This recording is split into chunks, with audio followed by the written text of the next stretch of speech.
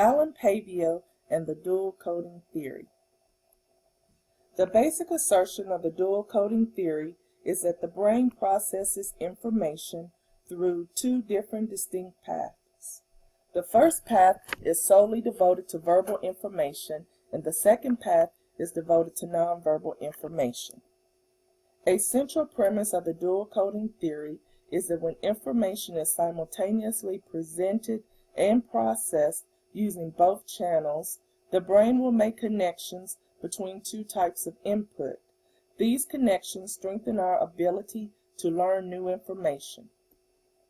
Alan Pavio is the founder of the dual coding theory, which makes the claim that nonverbal and verbal information is stored separately in long-term memory.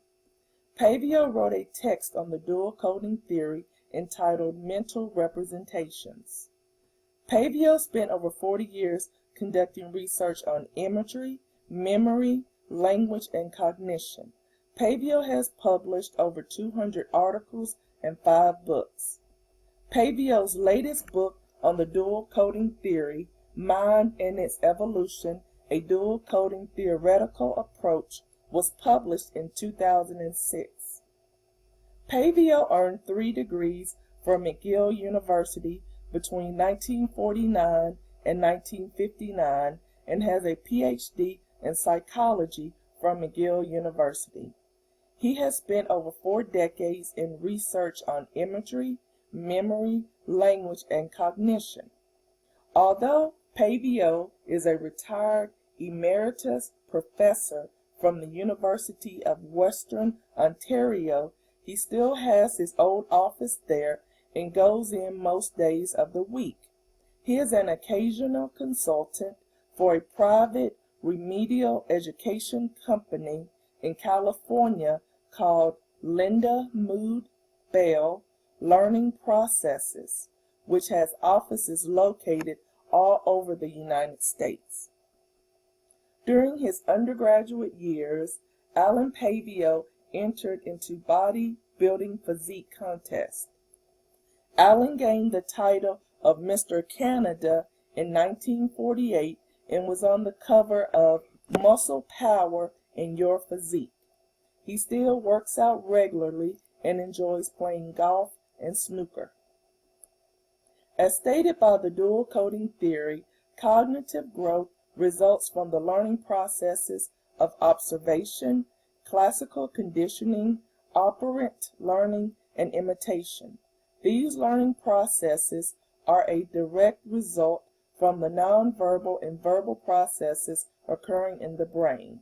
Research for the dual coding theory focused on memory and cognitive occurrences and was used to verify the dual coding theory's 2 hypotheses. First, nonverbal and verbal codes, being functionally independent, can have additive effects on recall. Second, compound images that link pairs, like monkey bicycle, imagined as a monkey riding a bicycle, are formed during the presentation and reinstated during recall by a concrete stimulus, which is the monkey, thereby increasing the probability of recalling the response, which is the bicycle. The dual coding theory was tested using operational procedures on nonverbal and verbal codes. Within the dual coding theory, Pavio speculated that there were 2 kinds of representational units: imagines, which are mental images, and logogen, which are verbal entities.